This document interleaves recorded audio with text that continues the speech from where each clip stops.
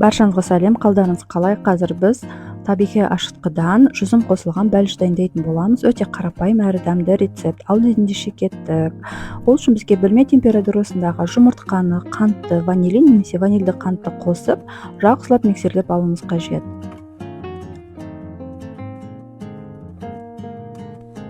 Массамыз жақсылап миксерленіп болғаннан кейін біздің ашытқымызды қосып, тағы бір араластырып алуымыз қажет.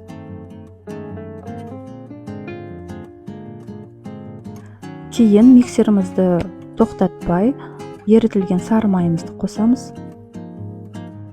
Бұл бізде қалдық ашытқы болғандықтан ас содасын міндетті түрде қосу қажет, қышқылдығын кетіру үшін. Ендігі кезекте ұнды қосамыз. Електен өткізілген болу қажет. Ұнның сұрпы маңызды емес, бірінші, екінші өзіңіздің қалауыңыз бойынша.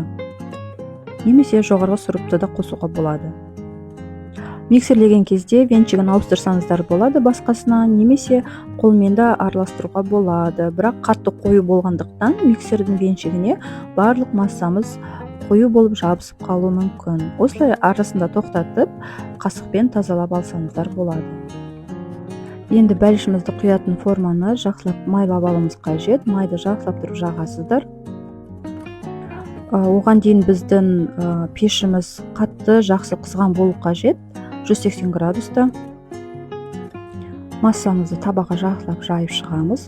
Және кез келген жеміс жидектерді салуға болады. Мен қатырылған жүзімді салдым.